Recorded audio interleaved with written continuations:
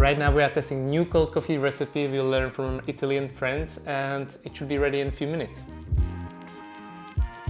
Hey guys, it's Alex from European Coffee Trip, and in this video I want to show you a simplified version of a complex chilled coffee brewing recipe that we just learned from our Italian friends. So let's get into it.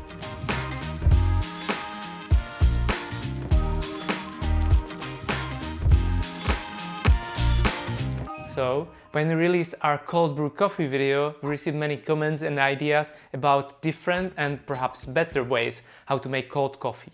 There was one recipe though that succeeded the others in a big way, and it came from Filippo, a barista at Cecchi Cafe and Bakery in Brescia in Italy.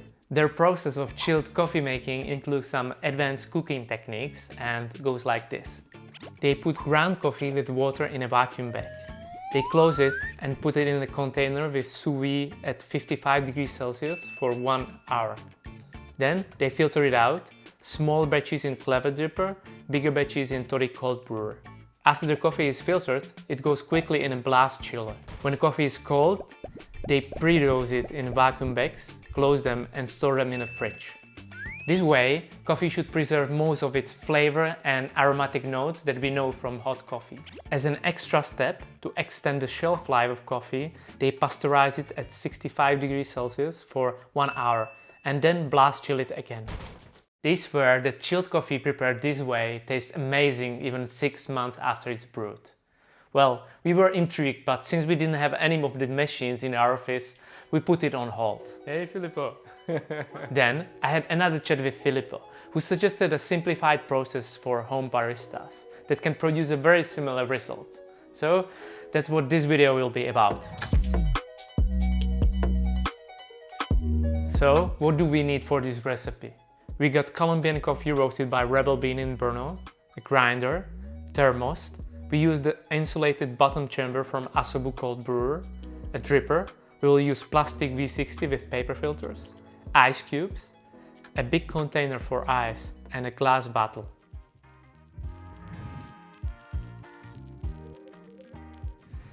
Okay, now we are ready, let's brew it. We will make a smaller batch of chilled coffee, so we will use 33 grams of coffee that we will grind medium size, which is about 20 clicks on a Comandante grinder. We will add 500 milliliters of 55 degrees Celsius water. We will close the thermos and let it steep for 60 minutes. Thermos will keep the temperature almost unchanged for 1 hour, so it's similar to sous vide. Okay, so 1 hour passed, now we are ready to open it, filter it out and taste it. So I wonder about the temperature drop, so it didn't stay 55 degrees Celsius, but the drop was about 60 degrees, so 49. I think it should be fine. Then we will filter it using a dripper with paper filters and a sieve. As soon as possible, we will immerse a bottle with coffee into an ice bucket, so coffee cools down quickly. Advantage of the V60 paper filter is that the coffee is really clean, but the disadvantage, it takes a long time to actually filter it out. We are waiting for a few minutes already.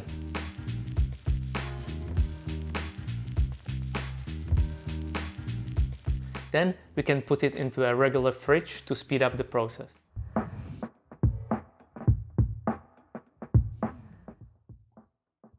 Now it's ready for tasting. Okay, in the meantime I also prepared our regular drip coffee. The same coffee beans, our regular recipe, and I cool it down in the cold water bucket to have some sort of a comparison. So what's our conclusion? Which of these cups tastes better today? And I would still say it's our regular drip that we just cool down. For me, coffee is more acidic and the flavors are more pronounced that I really like.